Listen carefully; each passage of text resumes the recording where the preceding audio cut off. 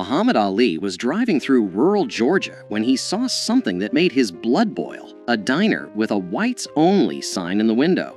His entourage begged him not to go in, but Ali had other plans. What he said to the owner in those next 10 minutes left the entire diner in tears.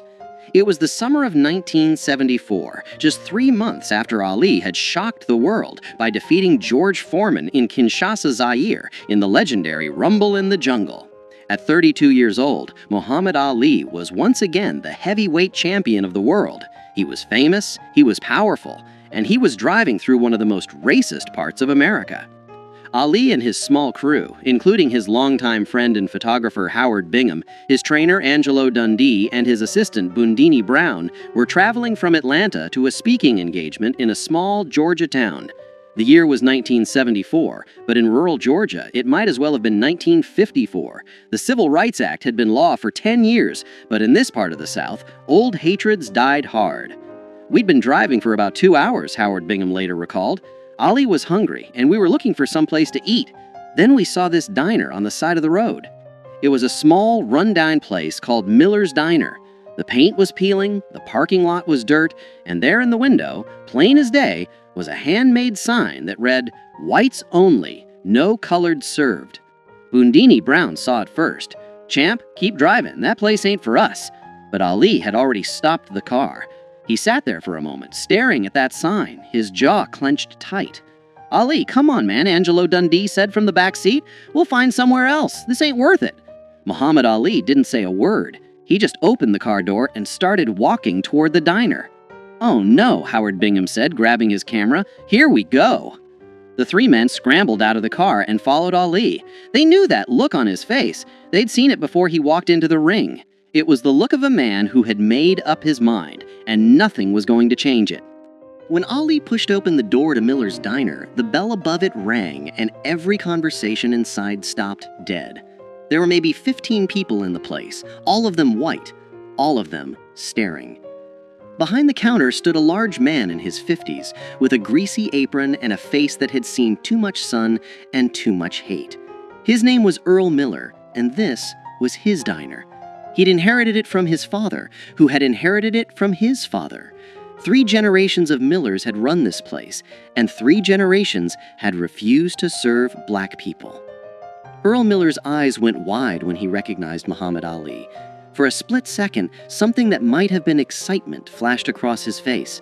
Then he remembered where he was and who he was, and his expression hardened into stone. "We don't serve your kind here," Miller said, his voice loud enough for everyone to hear. "Can't you read the sign?" The diner was silent. A few customers looked uncomfortable. Others looked eager, like they were hoping for a confrontation. One elderly couple quietly stood up and left.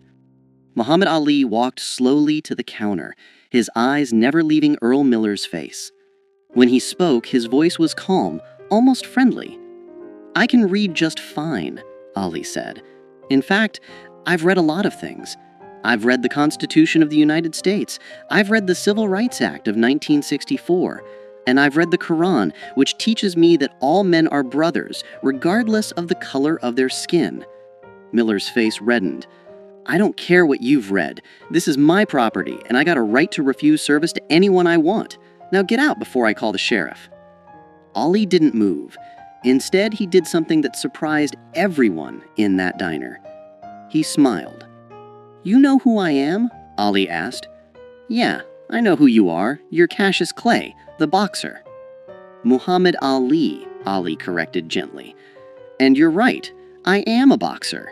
In fact, I'm the heavyweight champion of the world.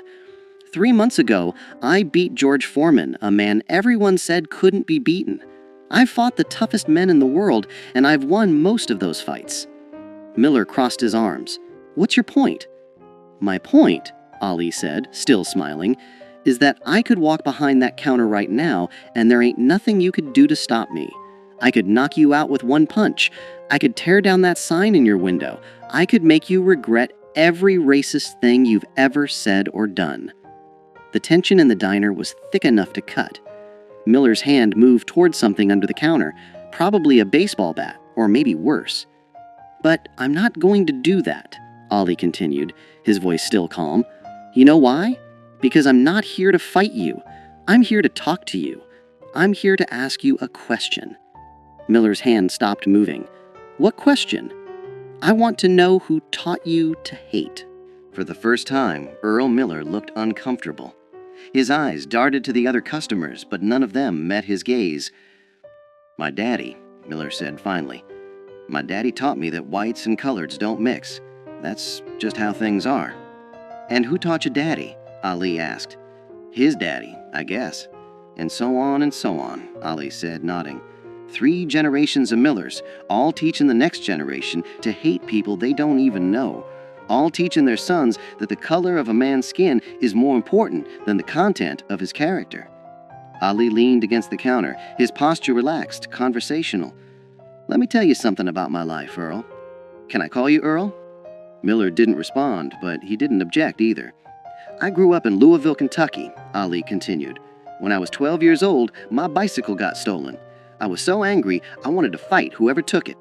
A police officer named Joe Martin told me I better learn how to fight first, so he taught me how to box. You know what's interesting about Joe Martin, Earl?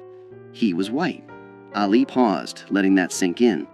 The man who changed my life, who set me on the path to becoming heavyweight champion of the world, was a white man. My trainer, Angelo here, Ali gestured to Dundee, he's white. Some of my best sparring partners were white.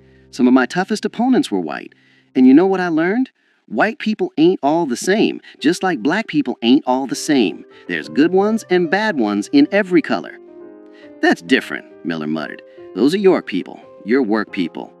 No, Ali said firmly, they're just people. That's my point.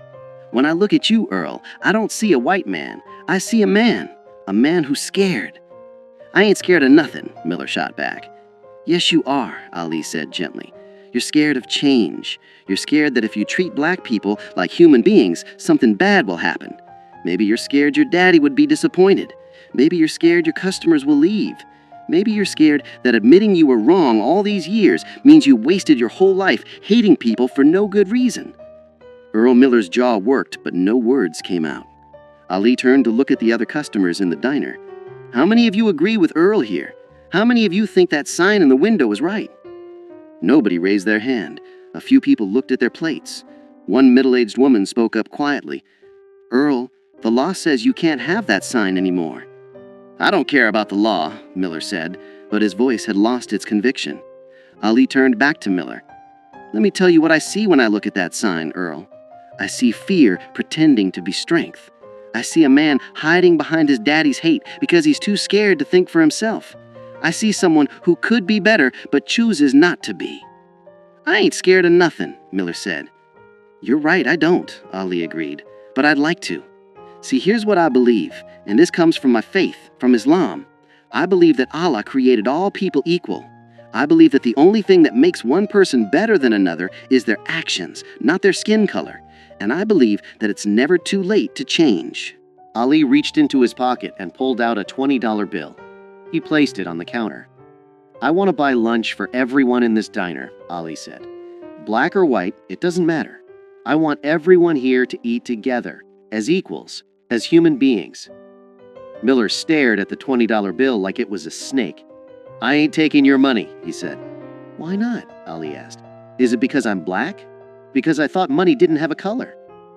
A few people in the diner actually laughed at that. The tension was beginning to break. Ali leaned in closer, his voice dropping so only Miller could hear. Earl, I'm going to tell you something, and I want you to really hear me.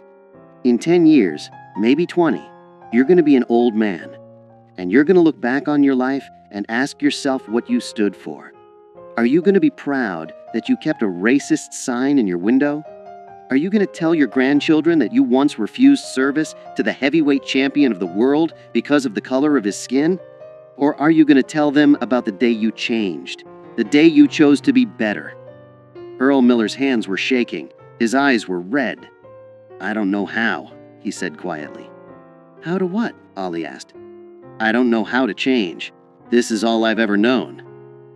Ali smiled, and this time it was warm, genuine. You start by taking down that sign. For a long moment, Earl Miller stood frozen. Then slowly, he walked from behind the counter, Every eye in the diner followed him as he went to the window, reached up, and tore down the whites only sign. He crumpled it in his hands, walked to the trash can, and threw it away. When he turned back, there were tears running down his face. "I'm sorry," he said, and his voice broke. "I'm sorry for that sign. I'm sorry for turning people away. I'm sorry for being a hateful man." Muhammad Ali walked over and put his hand on Earl Miller's shoulder. "That's the bravest thing I've seen all week," Ali said, "and I just fought George Foreman." The diner erupted in applause. People were crying, laughing, shaking their heads in disbelief. Howard Bingham was snapping pictures as fast as his camera would allow.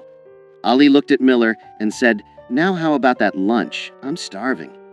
For the first time in probably 20 years, Earl Miller smiled a real smile. "Coming right up, champ." That afternoon, Muhammad Ali sat at the counter of Miller's diner and ate a cheeseburger and fries. Customers, both black and white, came in to meet him, shake his hand, and ask for autographs.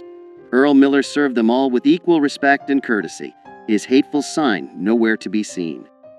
Before Ali left, Miller pulled him aside. "I just want you to know, you changed my life today. I don't expect you to believe me, but I mean it. I'm going to be better. I believe you, and I'll be checking on you." Muhammad Ali kept that promise. Over the next several years, he would stop by Miller's diner whenever he was in Georgia. Each time, he found the place more integrated, more welcoming. Earl Miller became a different man. He hired his first black employee in 1975. By 1978, half his staff was black. He became an active member of his local church's integration efforts. In 1980, Earl Miller wrote a letter to Muhammad Ali. In it, he thanked Ali for knocking some sense into me without throwing a punch. He told Ali that he'd told his children and grandchildren the story of that day dozens of times, and that it had become the most important day of his life.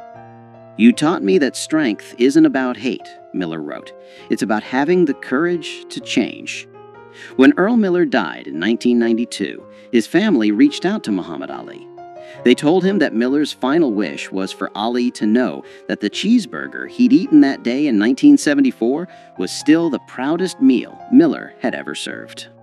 The story of what happened at Miller's diner spread throughout Georgia and beyond. Other establishment owners, seeing what Miller had done, began taking down their own racist signs. Some did it quietly, ashamed. Others did it publicly, proudly. Muhammad Ali never bragged about what happened that day. When reporters asked him about it, he would simply say, "I just had a conversation with a man. He did all the hard work." But those who were there knew the truth. Muhammad Ali had walked into a place of hate, armed with nothing but his words, his dignity, and his unshakable belief in the fundamental goodness of people. He had faced down racism not with his fists, but with his humanity. And he had won the kind of victory that matters more than any championship belt. Because anyone can knock a man down with violence, but it takes a true champion to lift a man up with words. Today, the building that once housed Miller's Diner still stands in rural Georgia. It's been converted into a community center. And on the wall, there's a plaque that reads, "On this site in 1974, Muhammad Ali taught us that the most powerful weapon against hate is not a fist, but an open heart." If this story moved you, share it with someone who needs to hear it. Because the fight against hate isn't won in a single moment. It's won in 1,000 small conversations, one changed mind at a time. And sometimes, all it takes is one person brave enough to walk through that door. Muhammad Ali showed us that you don't need to throw a punch to knock out hate.